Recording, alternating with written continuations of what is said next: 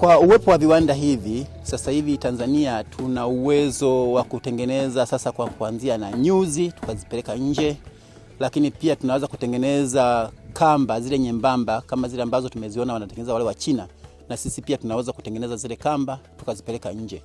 Lakini kutoka kwenye zile kamba nyembamba, hizo nyuzi tunasema yarn, bado tuna uwezo wa kufuma.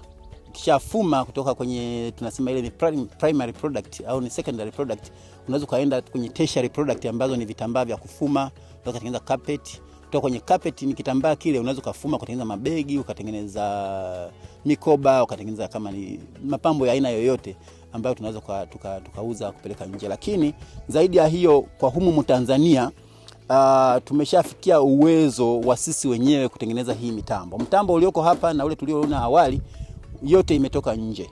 Lakini tunao wabunifu wetu ambao tulishawahamasisha, tulishawapromote sana hapo mwanzo, wenyewe wameshafikia hatua ya kwamba wanaweza kutengeneza mitambo ya kwao, ya kwetu sisi wenyewe hapa Tanzania.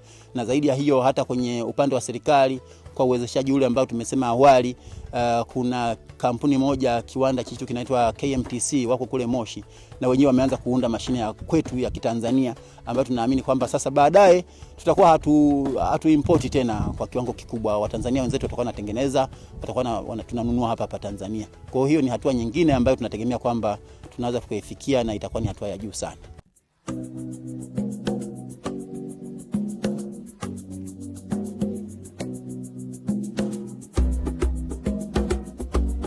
Kituo hiki tokea tumekifungua tumeweza kusajili takriban vijana 30 mpaka sasa. Katika vijana hawa kuna ambao wana makundi maalum, yani mfano walemavu ambao hawasikii, wengine hawawezi kutembea. Kwa hiyo tumeweza kuwafundisha kufanya kazi za mikono kwa kutumia malighafi ya mkonge. Katika kazi hizo tuna picha, tuna vikapu, tuna table mats, vitu vingi ambavyo vinahusiana na mkonge. Kwa hiyo katika kazi hizi tunachanganya vitu. Kwa mfano labda picha inaweza kaingia box ndani, kaingia kitambara na mkonge.